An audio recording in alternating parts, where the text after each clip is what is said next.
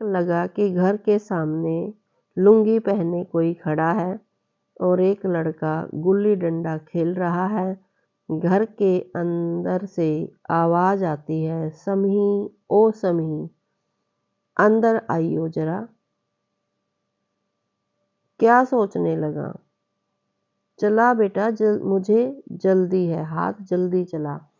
यानी वो काम कर रहा है और लच्छू को उस सफ़ेद मकान को देख करके अपने बचपन की याद आ जाती है। जो लुंगी पहने खड़ा है वो उसका पिता दिखाई देता है, उसे सब ऐसा महसूस होता है। और उसका खुद का नाम समी है और उसकी माँ उसे अंदर से आवाज़ लगा रही है, ऐसा उसे लगता है। सामने बैठी बुढ़िया ने टोका, परंतु जब काम कर रहा था उसके हाथ रुक गए। तो जो बुढ़िया काम करवा रही थी वो उसने टोका कि आप जल्दी हाथ चलाओ और ये काम करो। लच्छू ने चौंक कर देखा, घर के सामने कुछ नहीं था, सिर्फ खुला धूप से तपता मैदान। उसने हाथ तेजी से चलाए, यानी वो तो एक बार के लिए पीछे अपने बचपन में चला गया था और ऐसा सोच रहा था, परंतु वास्तव में वहाँ कोई नहीं था। औरतें लुटिया डोई जग रकाबी लेकर चली गई। लच्छू खोया सा बैठा रह गया। जून का तपता महीना सूरज का गोला अपने पूरे तैश में आसमान का आधा रास्ता तय करता अब सीधे सिर पर आकर सवार हो गया था। बाएं हाथ को जो छोटा सा बाजार था, वहां की चहल पहल सन्नाटे में बदल गई थी। भीगे बोरे के नीचे ककड़ी बेचने वाले तक भरी दोपहरी में जाने कहाँ गायब हो गए थे। लच्छू को भूख प्यास एक साथ सताने लगी। उसने धूप से भरी गली को देखा, फिर बड़ी नाउम्मीदी से अपना सामान समेटा और गली पार करने लगा। सफेद घर के सामने से गुजरा तो उसे दरवाजे में ताला लटकता दिखा। सूरज का तंदूर धीरे धीरे बुझने लगा, यानी शाम होने लगी।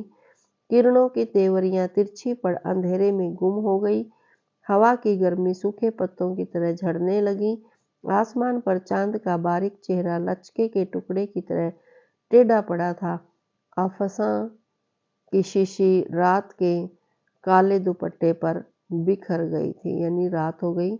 लच्छू ने कथरी के नीचे से गंदा मुड़ा तुड़ा कागज निकाला, उसकी तह खोली। उस पर लिखा था, समी कक्षा 4 प्रथम श्रेणी में उत्तीर्ण। उसने कागज तह कर वापस कथरी के नीचे रख दिया। यानी उसका कोई रिपोर्ट कार्ड है और जो उसके पास है उसने उसको देखा एक बार और फिर वापस रख लिया। आंखों के सामने छवि उभरी, लाल सफेद करौंदों से लदे पेड़ के पास बैठी, यानी फिर वो खो गया है अपने बचपन में। बैठी औरत अपने 5-6 साल के बेटे को छाती से लगाए उसका मुंह चूम रही है। बेटा लाड से भरकर कहता है, अम्मा अम्मा, मैं तुम्हारे बर्तन खूब चमकाऊंगा, आईने की तरह। यानी लच्छू बचपन में खोया हुआ है कि उसकी माँ की गोदी में है और माँ को कह रहा है कि मैं तुम्हारे बर्तनों को खूब चमकाऊंगा। चमकाना, मगर पहले से भी ज्यादा होमवर्क बाकी है। तुम्हारे अब्बा जो, यानी उसे काम करवा रही है वो स्कूल का, तुम्हारे बर्तन अब्बा से भी ज्यादा चमकाऊंगा। लड़का बीच में चहकता, यानी बार बार माँ को कह रहा है, चल हट, बड़ा आया है अपने अब्बा से ज्यादा चमकाने वाला। औरत उसके फूले गालों पर हल्के से चमत लगाती हुई हंस पड़ती है, यानी लाड में उसको कहती है। लच्छू को अक्सर भूखे पेट सोना पड़ता है। अब सपने में खोया है वो, ये अपनी माँ और अपने बचपन को याद कर रहा है। वास्तव में वो भूखा ही सोया हुआ है। सपने में जाने कहाँ कहाँ भटकता, कभी बड़ी नकाशीदार चमचमाती सेनी में पीला नारंगी मीठा जर्दा मेवों से भरा देखता, तो कभी बड़े जग में लाल लाल ठंडा मीठा शरबत, या फिर झिलमिल करती टोकरियों में फिरनी, जिसे देख जब वह हाथ आगे बढ़ाता तो सारे बर्तन गायब हो जाते। यानी सपने में ऐसे सोचता है कि मैं ले आऊं, और जैसे ही वो उठाने को होता तो उसकी नींद खुल जाती है और कोई बर्तन वहाँ नहीं होता। वह दौड़कर बावर्ची खाने में जाता तो वहाँ कुछ न पाता, न चूल्हा न हांडी न बर्तन। भागकर कमरे में जाता तो वह खाली खाली पाता, न पलंग न बिस्तर न किताबें। यानी ये सारी चीजें उसे याद आ रही हैं, सपने में दिखती हैं, परंतु आंख खुलती है तो कुछ नहीं। सपने में उठकर जब चारों तरफ देखता है, भागता है, आंगन में खड़ा खड़ा रोने लगता। उसी रोने में अपनी आवाज सुन लच्छू उठ बैठता, फिर सारी रात जाग कर काटता। यानी सपने में जब वो रोता तो उसकी आंखें खुल जाती और उसे नींद नहीं आती और वह सारी रात जाग करके अपनी रात को बिताता। कुछ वर्षों पहले कोतवाली की परली तरफ ठठेरी बाजार में जायसवाल बर्तन भंडार के सामने नापदान के ऊपर खाली जगह पर सलमान कलईगर बैठता था। अब कुछ वर्षों पहले यानी अब उसके घर की हिस्ट्री शुरू होती है। जायसवाल बर्तन भंडार है और ठठेरी बाजार है। वहाँ जो ये कलई करने का काम करते हैं वो ठठेरे कहलाते हैं। उधर ग्राहक ने नया बर्तन खरीदा, इधर सलमान ने उसकी धुलाई रंगाई कर उजला बना दिया। यानी सलमान लच्छू जिसको कह रहे हैं, जिसका असली नाम समी है, उसके पिताजी हैं और ठठेरे का काम करते हैं, कलई करने का काम करते हैं। जायसवाल जैसे समय के गुजरने के साथ एक छोटी दुकान से बड़े बर्तनों के बड़े भंडार में बदले, उसी तरह लड़का सलमान कलईदार भी अधेड़ होते होते उस्ताद सलमान के नाम से जाना जाने लगा। यानी जैसे जैसे समय बीतता गया वो जायसवाल दुकानदार भी बहुत बड़ा दुकानदार बन गया और सलमान भी कलई करने में उस्ताद हो गया। उसकी पत्नी को एक ही शौक था, बर्तन जमा करने का। सलमान की पत्नी को जो जहेज में ढेरों सामान लेने के बावजूद उसकी हवस कम नहीं हुई थी। यानी उसके पास बर्तन बहुत ज़्यादा थे और बर्तनों की वो शौकीन थी। जो नए डिजाइन का बर्तन जायसवाल भंडार में आता वह सलमान खरीद कर उस पर नाम लिख पत्नी को उपहार में जरूर देता। यानी पत्नी का नाम लिख करके और उसे वो गिफ्ट करता। उसका रसोई घर सजा देख पड़ोसी ने कह उठती, ए भाभी, तुमने तो घर को बर्तनों की दुकान बना डाला है। इन बर्तनों में खाना भी पकता है कि नहीं? अम्मा छुपा दो सारे बर्तन, ये सब चुरा लेंगी। समी पड़ोसिनों की आंखों में लालच की चमक देख माँ से कहता। अब उसके घर की पूरी बैकग्राउंड और उसकी कहानी बताई जा रही है कि जब वो छोटा था तो पड़ोसी ने जब उसकी माँ को कहती थी कि इतने बर्तन है, जैसे दुकान हो गई हो, तो वो कहता है कि इन बर्तनों को आप छुपा दो नहीं तो ये चुरा लेंगे। माँ क्या कहती फिर उसको, तू है ना पहरेदार, भला किसी की मजाल है जो तेरी माँ के बर्तनों को हाथ लगा सके। माँ बेटे की बलाएं लेती। कितनी मन्नत मुरादों के बाद शादी के 15 साल बाद समी पैदा हुआ था।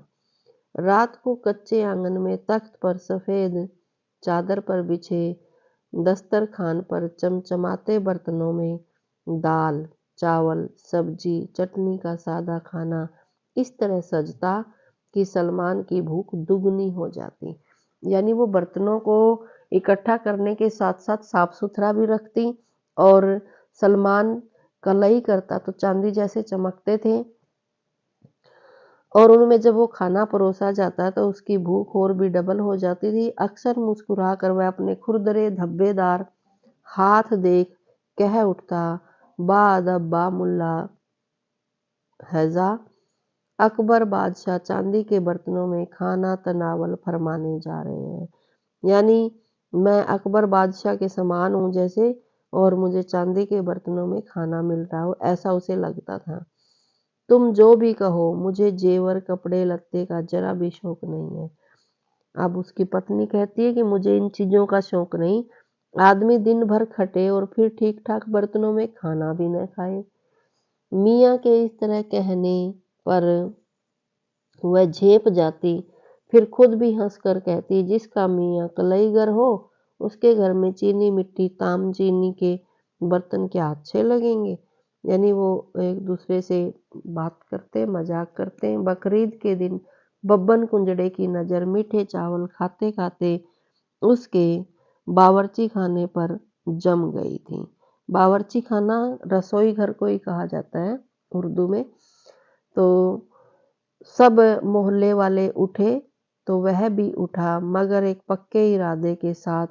सलमान के कंधे पर हाथ रखकर बोला, यार तेरा घर बहुत बाया, कभी बेचने का इरादा करना तो हमसे पहले बात करना। यानी उसके घर को देख करके वो आकर्षित हो गया कि बहुत ही सुंदर है और इतनी सुंदर रसोई, इतने सुंदर बर्तन।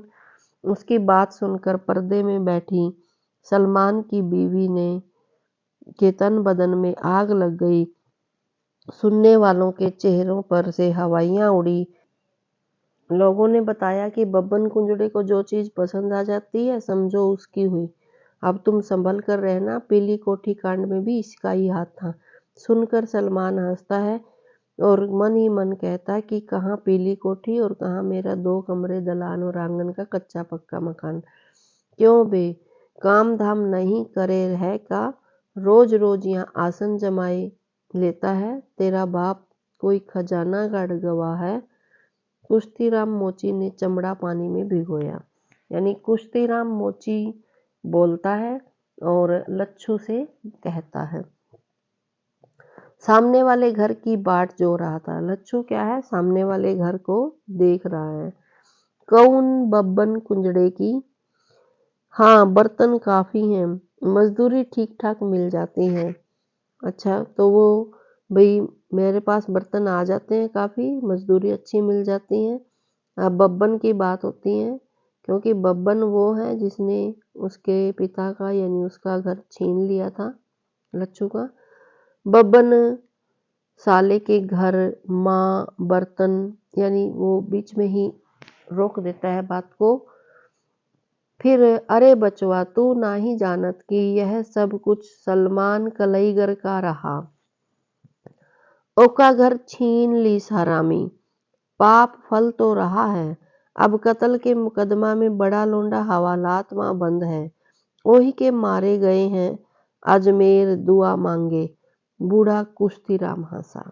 कुश्तीराम मोची बता रहा है लच्छू को कि ये घर सलमान का है और उसने सलमान के घर को बब्बन ने छीन लिया है। पर बब्बन बुरा व्यक्ति है, उसे पाप का फल भी मिला है। उसका बड़ा लड़का जो है जेल में बंद है और उसी के लिए अब वो अजमेर गए हुए हैं दुआ मांगने के लिए।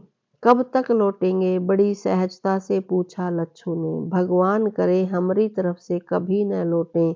जब से आए हैं मोहल्ला में तूफान मचाए हैं, गुंडा बदमाश की आवाजावा लगी रहता है। सलमान बेचरवा कैसा शरीफ मनई रहा, पता नहीं पिछले जन्म माँ का बोइस रहा हो जो अंत ऐसा भवा। ओके लड़का का पता ही न चला कि जमीन खाई गई या आसमान। राम राम। इतना कहकर कुश्तीराम मोची ने कील पर जोर से चोट मारी।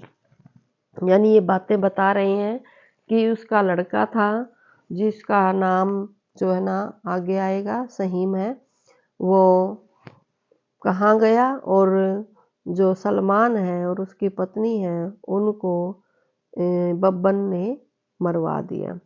लच्छू तू यहाँ बैठा है, वहाँ तुझे गंगा मौसी ढूंढ रही है और पंसारी की दुल्हन भी कई बार तुझे पूछ चुकी है। पास से गुजरते हुए धोबी ने कपड़ों के गट्ठर से लदी साइकिल खींचते हुए कहा। यानी अब एक धोबी ने बताया लच्छू तू यहाँ बैठा है, तेरे से कलाई करवानी होगी, वहाँ बुला रहे हैं। धूप में क्यों सूख रहा है, जाकर दूसरे घरों के काम निपटा। कुश्तीराम मोची की डपट सुन लच्छू बैठा न रह सका।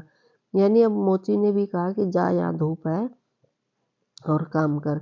सचमुच धूप उसके पैरों से चढ़ती सिर तक आ गई थी। उसने बेचारगी से चेहरे का पसीना पोंछा, थका थका सा उठ खड़ा हुआ और मैदान पार कर सफेद घर की तरफ बढ़ने लगा। मना करने के बाद भी ओही की आग लगी है। जाने का धरा है उन बर्तन माँ मरन देव।